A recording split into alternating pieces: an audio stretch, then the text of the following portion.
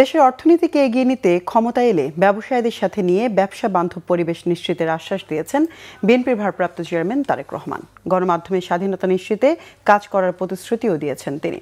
গুলশানে বিএনপি চেয়ারপারসনের কার্যালয়ে ব্যবসায়ী ও সাংবাদিক প্রতিনিধিদের সাথে তারেক রহমানের বৈঠক শেষে বিএনপির স্থায়ী কমিটির সদস্য আমির খসরু মাহমুদ চৌধুরী এসব কথা বলেন। বর্তমান প্রতিকূল অবস্থায় ব্যবসায়ীরা বিনিয়োগ করতে পারছে না। ব্যবসায়ীদের প্রত্যাশা পূরণে যেসব সংস্কার দরকার তা নীতিমালার মাধ্যমে বাস্তবায়নের আশ্বাস দিয়েছেন তারেক রহমান।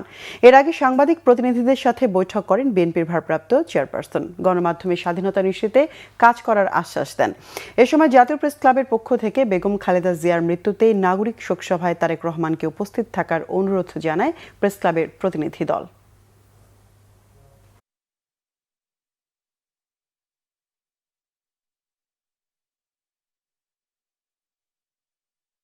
ইনফ্রাস্ট্রাকচার ছাড়া কোনো ইন্ডাস্ট্রি বা শিল্প গড়ে উঠতে পারে না।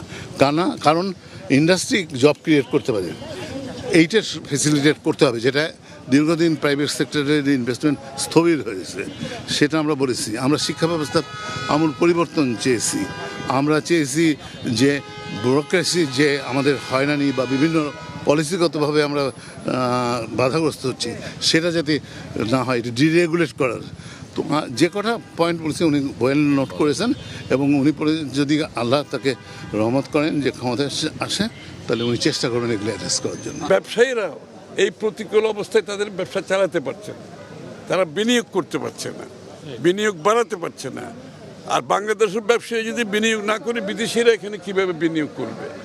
সব সমস্যাগুলো আলোচনা হয়েছে এবং উনি খুব ধৈর্য ধরে শুনেছেন সকলের কথা দীর্ঘ সময় ধরে, এবং এগুলোর সমাধানের প্রতিশ্রুতি উনি দিয়েছেন। এবং প্রত্যেকটি সমস্যার কি সমাধান সেটা ওনাদের কাছ থেকে জানতে চেয়েছেন, এবং উনি নিজেও যেটা ভালো মনে করেছেন সেটা বলেছেন।